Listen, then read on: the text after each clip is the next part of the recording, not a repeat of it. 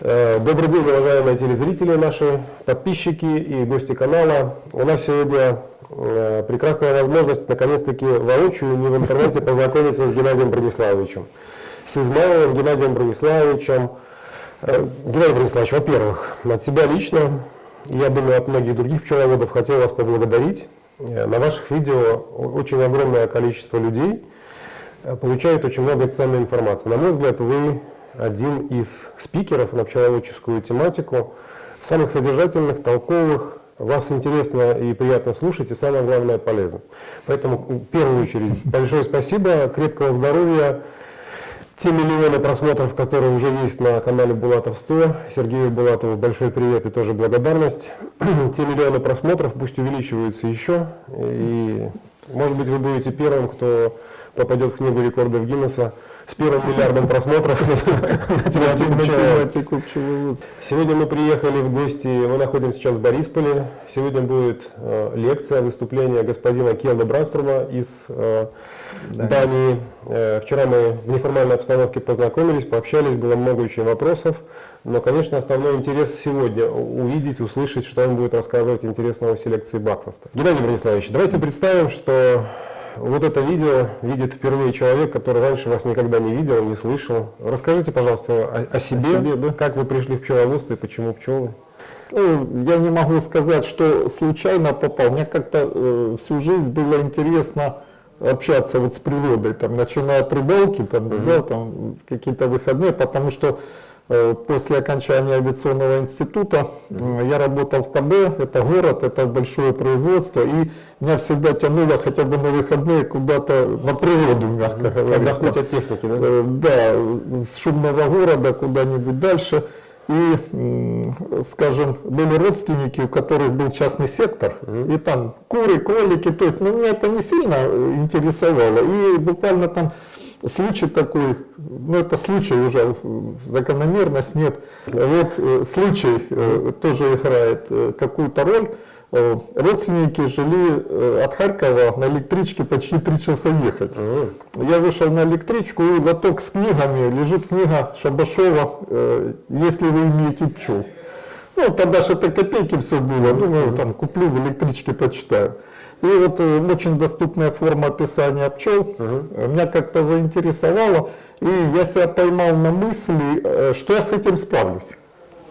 И тогда, на первой книге. Да, вот мне интересно было, то есть там такие азы пчеловодства, там биологии пчел, что-то такое, думаю, у меня есть возможность где поставить пчел, и я тогда уже взял в библиотеке большую подшивку журнала пчеловодства.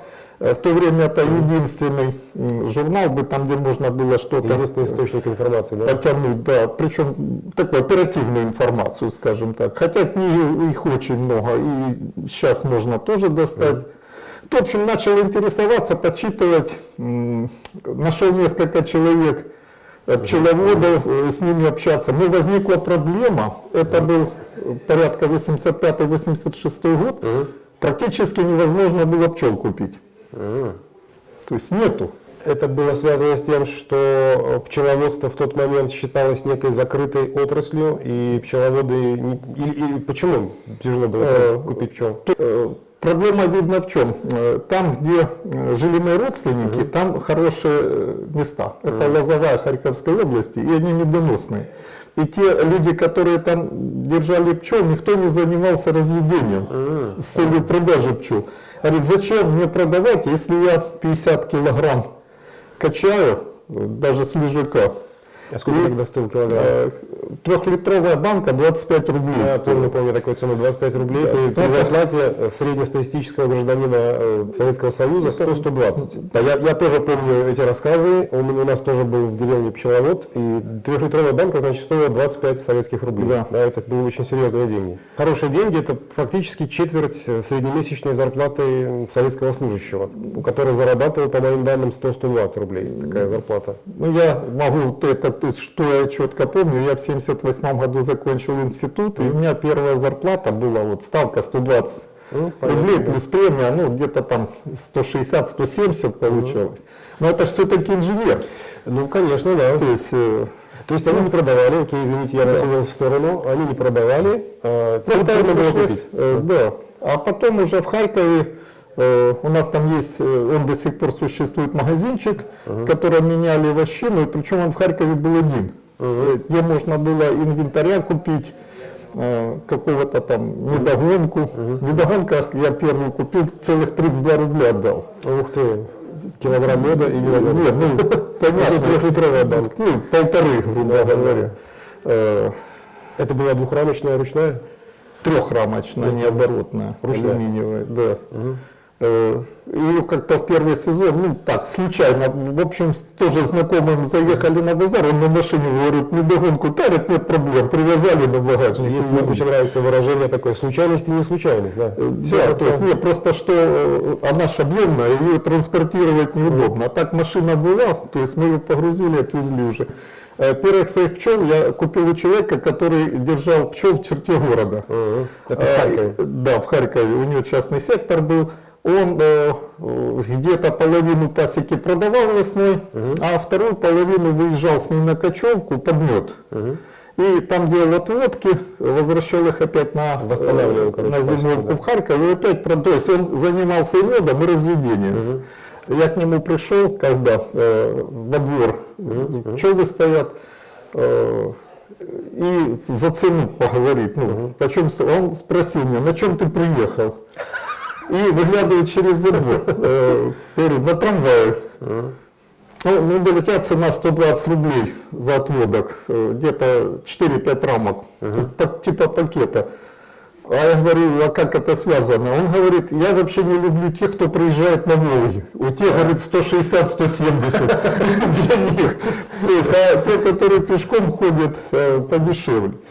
Это, кстати, уже теперь я могу анализировать, были дочки от кавказских маток. То есть, 86-й год. Те первые пчелы, которых вы приобрели, они были как по характеру, миролюбивые или такие со стражинкой? Как у нас сегодня вопрос случайностей и не случайностей, и вот тут вопрос вылазит относительности. Да, то есть все это относительно злобливо или нет. То есть работал в маске, но интересно, очень долгое время, в те времена не было костюмов.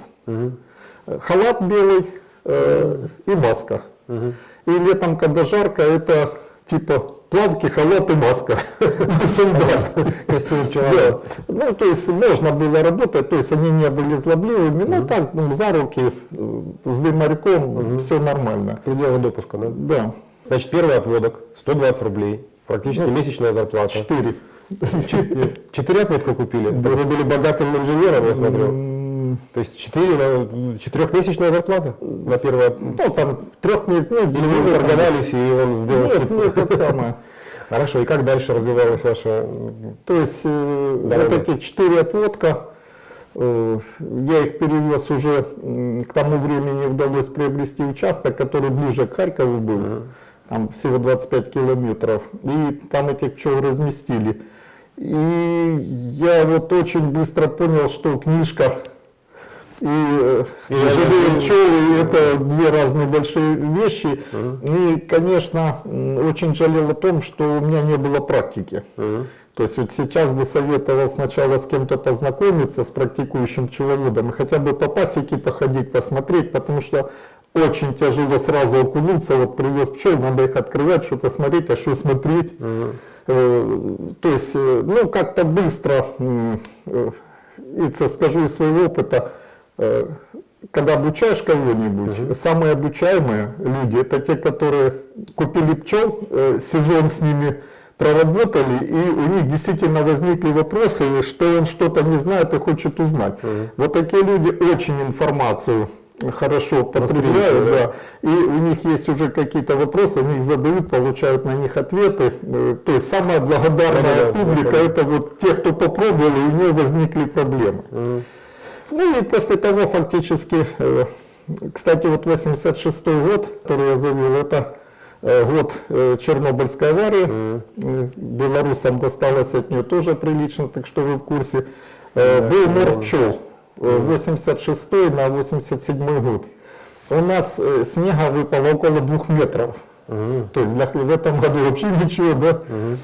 Вровень с забором. Переходили по снегу через забор, да. Я вынес, помню, пчел 5 апреля из дома. И снега было еще по пояс. Улья стояли на снегу, и пчелы облетывались. То есть и я тогда из 9 семей у меня осталось 3. Ну, потери пчел в Украине тогда были порядка 60%. Это и радиация? То есть это я еще тогда и сейчас даже не могу сказать, какая причина была. Ну, я думаю, что большая часть из-за сильной затяжной зимы. То есть облет в апреле это не свойственно для нашей местности. Ну и мои личные ошибки были из-за того, что первый сезон я не знал, что у пчел есть взятки, не взятки, и от этого зависит развитие, и я не мог остановиться. То есть я считал, что пока тепло, пчелы должны работать, они уже в августе перестают, надо их готовить раньше в зиму. Ну и я в первый год выводил маток, и у меня уже... Это судьба, судя по всему. Да, уже были отводки на моих матках, и я их не подготовил в зиму, они слабенькие были, ну и пропали. Понятно. Но все равно на следующий сезон я восстановил все, и зимовка уже следующая 100% была.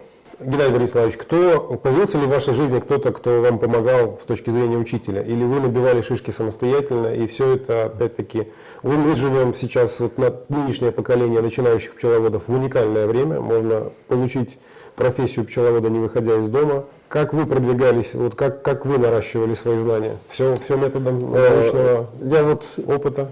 Немножко отмотаем картинку назад, что я говорил, что столкнулся с проблемой из-за того, что у меня не было даже навыков практической работы. Видео тогда не было, книжки и фотографии, все. Если бы такое было, я бы немножко быстрее, может, развивался. И поэтому роль наставника, она велика, и нужно сейчас пытаться, ну, через видео можно, но это немножко не то. Наставник нужен. Но я сам все проходил, и у меня буквально на второй сезон возникло желание общаться с людьми, познакомиться с людьми, с пчеловодами и обмениваться информацией, опытом. Сосед один был, я у него тоже там пытался пчел купить, но он их так мне не продал. И, ну, судя по всему, у него подчеркнули что-то, ну, не тот уровень был. И фактически его пчеловождение закончилось тем, что у меня рой удрал один. Тоже по неопытности, он его поймал. Но я его не стал забирать, и у него на следующей зимовке все, что были пчелы, пропали, один рой остался. Потом он уже с него там восстанавливался. Мне 2 года понадобилось, чтобы найти общество пчеловодов в Харькове. Что все говорили, что ну вроде есть, но где, но никто не знал. Ну потом нашел людей, познакомился, там собиралось человек 30-40. И уже живое общение пошло, я там нашел людей, у которых можно информацию поделиться, они делились, там проводились, вот типа наших, как мы сейчас. Я понял, вы переняли пальму первенства и сейчас фактически являетесь как бы учителем для... Ну это не сразу, это же был еще, я понимаю, да. 90-й, грубо говоря, год. Да. Это 30 лет уже прошло. Сколько лет вы в итоге сейчас на текущий момент уже связаны с пчелами? Помню четко, это с 86-го года. 86 минус 2020. 34. 34 года. Целая жизнь. Ну, в принципе, после общения с Келдом Бронстубом, там немножко больше, там уже на алтарь почти 50. Им зачастую больше везет, они раньше получают доступ к каким-то знаниям, какой-то информации. Возвращаясь к Келду Бронстубу и возвращаясь к вашей селекции. Я знаю, что вы занимаетесь селекцией, вы в последнее время работаете с Бакфастом. Можно сказать, являетесь адептом Бакфаста в Украине, за это получаете по шапке, насколько я знаю, от поклонников других пчел. Но тема «Какая пчела лучше?» сейчас предлагаю ее не начинать. Что ожидаете от встречи с Кьялдом Бранструпом от сегодняшней лекции?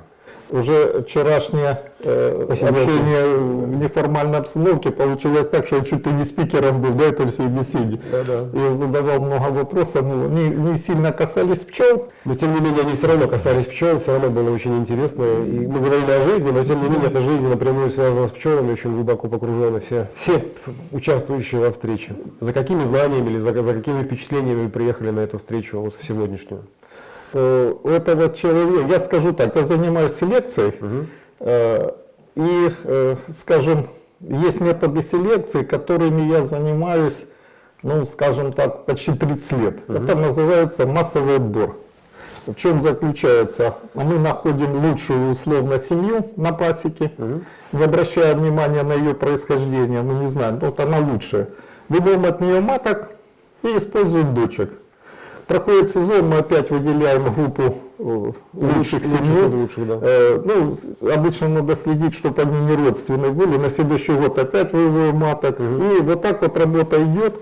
Эта работа за несколько сезонов приносит повышение доходности пасеки на 20-25%. Эти 20% каждый сезон или получается от начала селекции вот этой поэтапной до момента завершения? Кстати, там вот сказать, что селекцию можно завершить, нет. Согласен. Это процесс такой. Единственное, что как вы только остановитесь, сразу все вернется, Скатываешься обратно. скатывается все назад. И мы вчера поднимали вопрос преемственности в пчеловодстве. Я знал много людей, которые занимались тоже вот такой селекцией, там народно ее назвать, отбором таким, и получали результат. И как только этот человек уходил из жизни, он всегда забирает все свои наработки с собой. Пасеку покупает другой человек, вроде вот уже пчела готовая. Буквально за сезон, за два все растворяется. То есть теряется нить ведения селекционной работы, и все это пропадает. Мы уже бакфастом я занимаюсь с 2011 года, это уже будет там 10-й сезон. Мы когда завезли первых маток, выяснилось, что у пчел родословные есть. Приобретение бакфаста было связано с тем, что вы впервые узнали, что у пчел, оказывается, есть родословные. Много Ее ведут и контролируют. Меня приятно удивило, что там помимо материнских линий есть отцовские. И потом пришлось поднять литературу и выяснить, что, оказывается, есть облетники, существует искусственно семенение маток, которое фактически есть контроль спаривания. И на сегодняшний момент я себе не представляю ведение селекционной работы без контроля спаривания пчел. То есть это профанация. Основа основ, да, согласен. То есть вот даже занимаясь бакфастом 10 лет, я пытался там и осом делать, в принципе получается. Но у меня если матка весит 0,2 грамма, а стоит 200 гривен, она по весу дороже золота. Так вот, когда я делаю свое ИВО, они получаются в 4 раза дороже золота. И все равно качество, стабильность качества не позволяет широко использовать это дело.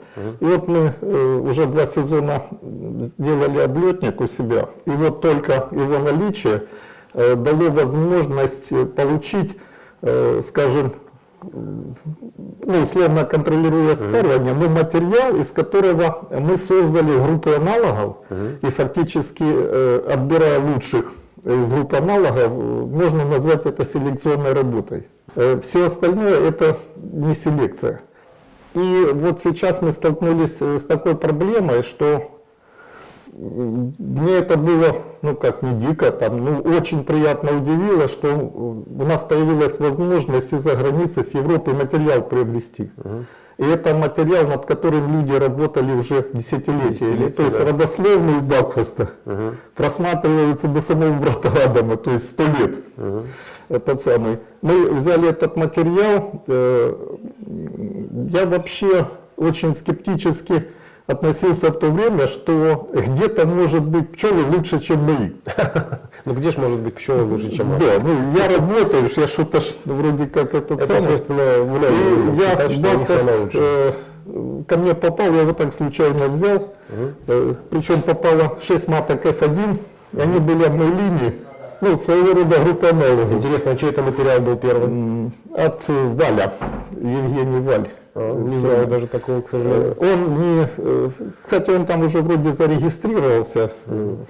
Педигри там, ну, еще что-то не выкладывался. Материал попался хороший, и на это предопределило то, что вообще Бакфас там сейчас занимается. Опять случайность или это все-таки судьба? Не судьба, но не бывает случайностей, может. Получилось так, меня удивить в матководстве, в пчелах и сейчас, и тогда было тяжело. Хотя еще не прошел ни один сезон, чтобы меня кто-то приятно не удивил. Не расстроил. Нет. Я к этому... каждый сезон кто-то приятно удивляет. Да, приятно удивляет. То есть я нахожу информацию, которую я раньше не знал. И даже вчера, далеко ходить не нужно, общаясь с Келдом, тоже что-то для себя подчеркнул. Кстати, ваш канал тоже, вы молодцы. Вы, да, спасибо большое. Спасибо, Геннадий Бориславович. Интервью с заграничными матководами, они, я думаю, вы опускают нас. Интервью с ограниченными возможностями. Ребята, подход за границей к селекционной работе. У нас нам еще есть куда расти. И поэтому вот тот опыт, который мы получаем из ваших интервью, из общения с заводчиками, с селекционерами, он дает возможность нам не идти плавно вверх, а через ступеньку, через две переступить. Не надо делать ту работу, которая уже сделана людьми. И изобретать велосипед, да? Да, они говорят, делайте вот так, вот так, вот так, и смотрите вот тут и тут. И эти ценные советы мы примем, да, действительно. Не нужно повторять тупиковые ходы и делать ошибки. Не надо биться головой об стену, если рядом где-то уже есть дверь, ее сделали, в нее просто нужно войти. Геннадий Бориславович, уже заканчивается время, нам надо уже торопиться, чтобы не опоздать на лекцию. И возвращаясь к вчерашней неформальной встрече и вот этому интересному общению с Келдом Бранструбом, какие инсайты, открытия вчера вы услышали, помимо того, что есть проблема отсутствия наследника знаний, некому зачастую передать, и наработки по селекции. Может быть, что-то еще для вас было откровением? Ну, наверное, ты уже знаешь, что такое брат Адам. Знаю, да. И Бакфас, да? Да, конечно. И когда ты сидишь, вот как мы с тобой с Келдом, который также сидел с братом Адамом, это уже... Чувствуется некая вовлеченность в эту среду, причастность к этим людям? Большой, ну скажем, заряд энергии я получил после того, как мне попало две книжки. В Украине перевели 3 книги брата Адама. Да, Денис Фадеев. И 2 я их вычитывал. И ну, технический перевод и построение предложений братом Адамом. Он же монахом был. Он не может сказать, в первую очередь он был не да, то есть он не может сказать просто, он всегда с какими-то формами. Да. И я абзац брал, я вычитываю, я вот жене говорю, послушай, вот фраза такая, я мысль чувствую, но тут какие-то есть лишние слова, и она мне сразу пишет, это, говорит, монах писал. Я говорю, да, действительно, то есть он, говорит, не может сказать просто, ему нужно пафосно там на что-то 3 раза ударение сделать. То есть я вычитывал книгу, ну то есть получается, что я ее не прочел, а я ее прожил, потому что даже возникали такие вопросы, я читаю абзац и не пойму, о чем речь идет. Я пропускаю, читаю дальше, а там в конце написано, вы же помните, что я говорил? И говорит, о, вот что было в первом абзаце. Я вам открою секрет. Многие абзацы приходится перечитывать, и действительно с первого раза их понять невозможно. Серьезная литература, такое чтение, но оно очень сильно развивает. Надо делать усилия над собой, согласен. Первое описание, там, испытания пчел у нас показали тот и тот и тот результат. И у нас, типа, это какое-то такое, ну, непонятное было окружение. Общее, да. И когда я уже там до середины книжку дочитал, оказалось, это четко его пасека. Его аббатство. То есть у нас это, я позже написал потом, на своей пасеке, на нашей пасеке, и все становится на места. А так, там даже, вот мы привезли к нам там первых маток итальянок, там, а куда к нам? А тогда, когда пишешь, в аббатство. туда. То есть вы приложили руку и помогаете сейчас материал брата Адама легче воспринимать и учиться на нем. Ну, там получилось, что первую книжку я не вычитывал, желтая была, а розовую я уже сделал. И третью у нас сейчас готова, но ее еще не опубликовали. Там я приложил, и люди, которые читают, и говорят: о, а что так получается? Тут я ничего понять не могу, а тут как-то все нормально. Это ж Разные авторы, да. Да, это самое. Потому что, поняв суть, что человек хотел сказать, прочитав всю книжку, и тогда, возвращаясь к редактированию, можно сделать его мысли более доступными. Геннадий Владиславович, огромное спасибо, что уделили время. Огромное спасибо, что помогаете нам приобщиться на русском языке к творениям брата Адама. Я считаю, что это один из самых увлекательных авторов на тематику селекции. Искренне желаю вам крепкого здоровья. Сергею Булатову большой привет. Спасибо за то, что он нас знакомит с вами, с вашими рассуждениями, мыслями и с вашим обучающими семинарами, видимо. Надеюсь, что сегодня на лекции Келда Бранструба вы получите еще много-много новых знаний, уедете отсюда наполненным, и мы эти наполненные знания, благодаря Сергею, еще много раз и долгие годы будем видеть на наших экранах. Спасибо огромное. Счастливо. Здоровья.